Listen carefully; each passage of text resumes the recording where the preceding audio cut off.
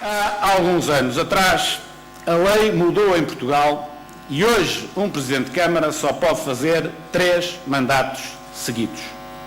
Foi, em minha opinião, uma medida correta, porque não simpatizo com a ideia das pessoas se perpetuarem nos cargos, sejam eles quais forem. Como em tudo na vida, também neste cargo há um ponto de equilíbrio entre a experiência e o saber, por um lado, e a vontade, a força e a criatividade, por outro. Há também um tempo certo para se evitar o enquistamento de métodos, de clientelas e de procedimentos. Não foi por acaso que sempre resisti a abandonar o Porto para desempenhar qualquer outra tarefa. Podia não ter sido possível, mas valeu a pena lutar e permanecer no Porto. Porque o Porto merece, porque o Porto confiou em mim, porque o Porto é a minha terra e, vale a verdade, porque o Porto está mais moderno, mais arrumado e mais bonito. Não fazia, pois, sentido deixar o trabalho a meio e não concluir tudo o que está em curso. Não fazia sentido não me candidatar ao 3º e último mandato e dessa forma deitar fora grande parte do trabalho já realizado, quebrando uma continuidade indispensável ao desenvolvimento estruturado da cidade. Este ano vão realizar-se 3 atos eleitorais em Portugal. Tal como anteriormente, sou candidato ao Porto e só ao Porto. Não sou candidato.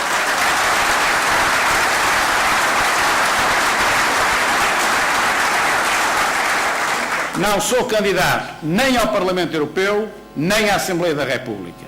Não estou com um pé cá e outro lá. Estou como sempre estive, com os 2 pés bem assentes no Porto.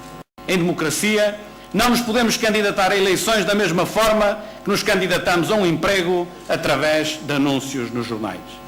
É compreensível que quem quer um emprego responda a diversos anúncios, mas não é democraticamente aceitável que alguém se candidate a diversas eleições ao mesmo tempo.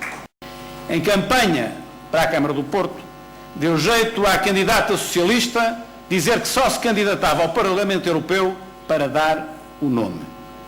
Eu vou lá dar o nome e volto. Foi assim que foi explicada à gente humilde que a estava a ouvir a farsa da dupla candidatura. Mas o que é mais grave é que, ainda por cima, a afirmação é perversa. Ocupando o 4º lugar na lista, só se o PS, que tem hoje 12 deputados europeus, tivesse a maior catástrofe eleitoral da sua história, é que não elegeria pelo menos 4 candidatos. O que não houve foi frontalidade e coragem para dizer toda a verdade. Quem se candidata ao Porto desta forma não pode aspirar a conquistar a confiança das pessoas.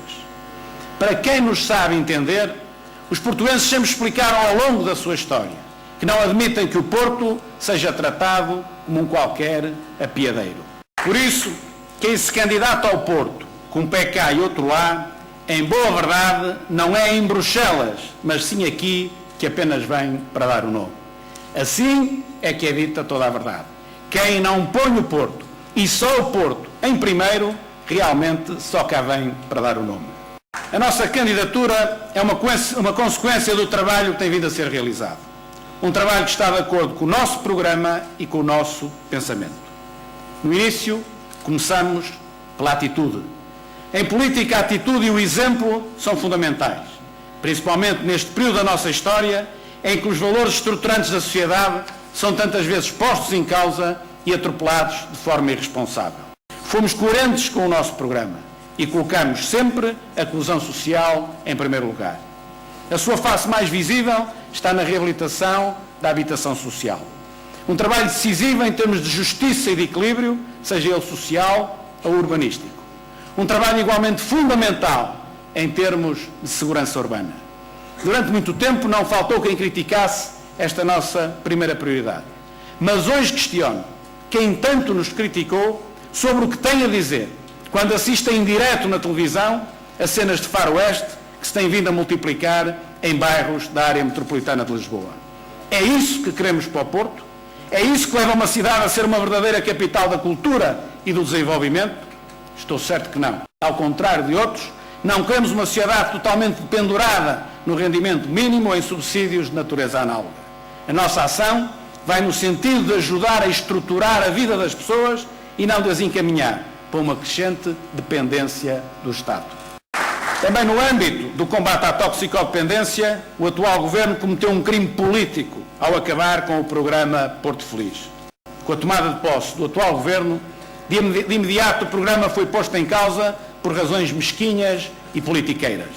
O interesse público foi relegado para o último lugar e em 2007 o Porto Feliz levou a machadada final. O resultado está à vista. Incapaz de fazer um trabalho de qualidade mínima, o IDT assumiu publicamente a sua incompetência e as ruas da cidade voltaram a encher-se de arrumadores. Quero aqui deixar bem claro que no próximo mandato iremos voltar a lutar para que a toxicodependência volte a ter um projeto sério e competente em nome do equilíbrio social, da saúde pública e da própria segurança urbana. Fruto de políticas erradas ao longo de muitos anos, Portugal permitiu que os centros das suas grandes cidades se desertificassem de forma impiedosa. A Baixa do Porto não fugiu a essa regra e apresenta índices de abandono preocupantes. Por isso, em 2002, arrancamos com um projeto de longo prazo que é francamente ambicioso e tem como nobre objetivo devolver a Baixa à cidade. Também aqui os resultados estão à vista. Não haverá seguramente ninguém que ouse cair no ridículo e não reconheça que a Baixa está já hoje bem melhor do que há 5 anos atrás. Há muito para fazer. Melhor, não há muito. Há muitíssimo para fazer, porque temos de assumir frontalmente que ainda existe uma efetiva desertificação em termos de habitação permanente nas nossas ruas centrais. Mas não há dúvida nenhuma que estamos no bom caminho. Estamos não só muito melhor do que estávamos, como temos um projeto maduro em curso que nos dá garantias de êxito no futuro. Quebrar este projeto a meio seria muito pouco inteligente. Curiosamente, o Governo, que diz que a reabilitação dos centros das cidades é fundamental e que está apostado numa política de apoio, é numa incoerência confrangedora no que ao Porto concerne. Em estreita articulação, com dossiês relevantes como o do modelo de gestão autónoma do aeroporto de Sá Carneiro, que enquanto Presidente da Junta Metropolitana me tenho esforçado por defender em todo o norte de Portugal, todos estes investimentos vão garantir um Porto muito mais competitivo, designadamente no setor do turismo. Todos estes equipamentos vão complementar outros de que a cidade já dispõe e que em conjunto nos conferirão a devida dimensão à escala europeia.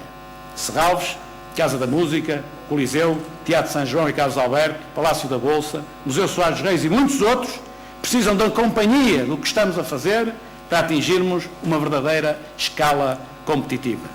A todos eles, quando juntar mais 2 de assinalável envergadura, que tal como sempre faço, apenas revelarei, quando tiver todas as condições para os levar a cabo, o que deverá acontecer em 2010, caso consiga obter o sucesso para o qual estamos a trabalhar. Faremos os ajustamentos programáticos adequados ao ponto em que nos encontramos neste percurso iniciado em 2002. Mas não pode haver dúvidas de que a linha de rumo será a mesma que sempre foi desde o primeiro dia. Queremos honrar a nossa história trabalhando com lealdade e afinco. Porque só com trabalho e dedicação é que seremos dignos de quem em nós confia o seu voto. Porque só com trabalho e total dedicação é que efetivamente teremos o Porto em primeiro.